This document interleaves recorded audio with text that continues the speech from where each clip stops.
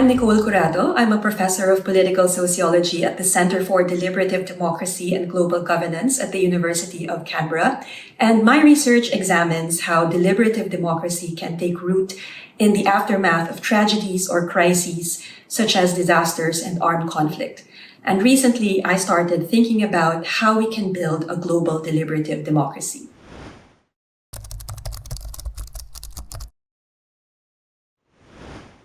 In my book, I define deliberative democracy both as a political aspiration and as a political project.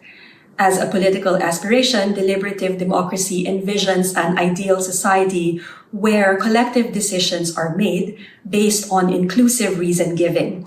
And I know our societies today are so far from this ideal.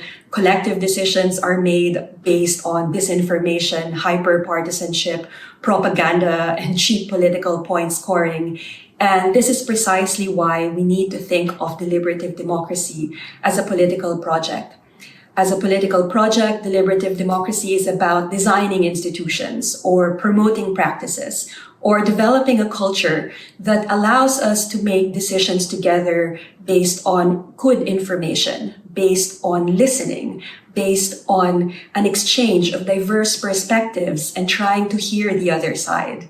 And obviously that's not easy. And that is why there has been a lot of democratic innovations that specifically try to create spaces to encourage reflection, reason-giving in an inclusive manner.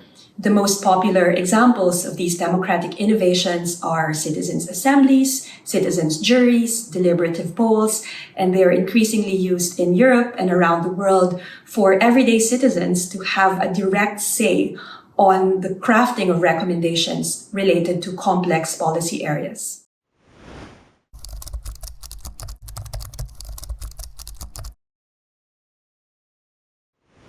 Deliberative democracy is not just about curating these micro-political forums for citizen engagement. The political project of deliberative democracy is much bigger than this. It's also about, for example, reconceptualizing how we organize the digital public spheres, right? It's about thinking about ways for social media platforms or even search engines. It's about incentivizing behavior that is reflective and inclusive in the digital public sphere. How can we redesign our public sphere in this manner? The political project is also about transforming institutions of representative democracy.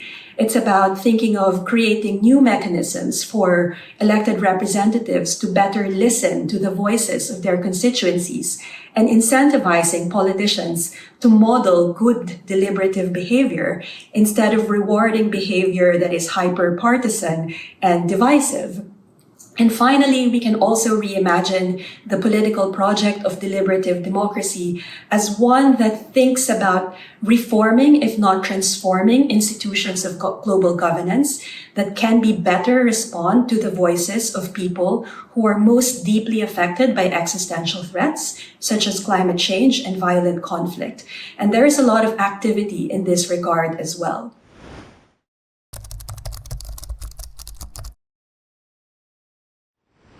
Well, first of all, I take the view that polarization is not necessarily bad for democracies. By polarization, I mean having two views or discourses at the extreme ends of the spectrum. And that's not necessarily bad, and it actually might be good for deliberation if it facilitates good and reflective discussions. So, for example, in Ireland was a polarized society on issues of abortion and same-sex marriage. And these polarized views actually served as productive starting points for the Irish citizens' assemblies tackling each of these topics.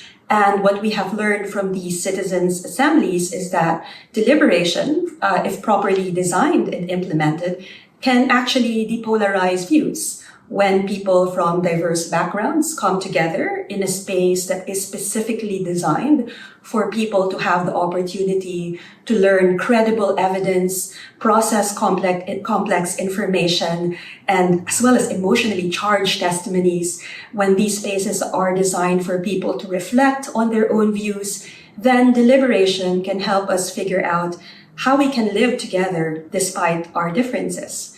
And the key here is the communicative context in which people express their polarized views. And that is what forums like citizens' assemblies are trying to do, to specifically design spaces where people can talk about polarized views in a respectful and reflective manner. So in the scholarly literature, it has been established that these forums have been effective in depolarizing views and shifting people's minds once people listen to the other side. But it doesn't only depolarize views, but it's also quite powerful in crystallizing the extent of people's differences, which is equally powerful. I think one point to remember is that deliberation is not necessarily just about reaching consensus. Consensus is just one outcome. Deliberation is also effective in unpacking the extent to which we disagree with each other and how we can live together despite these differences.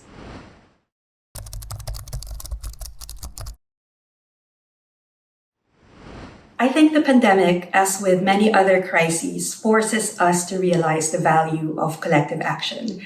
I think the pandemic was a reminder that even the best and the brightest cannot generate effective policies or programs without the input of a diverse group of people. In other words, diversity always trumps ability. So what do I mean by this? I think there are just some questions that scientists, epidemiologists, biochemists, health policy experts, and politicians, there are just some questions that they cannot answer by themselves. Questions about, for example, vaccine justice or lockdown laws or border closures. These are questions of values, of ethics, and social priorities, and therefore questions that deserve a fair hearing in public deliberation. No one actually has a monopoly on good answers to these questions.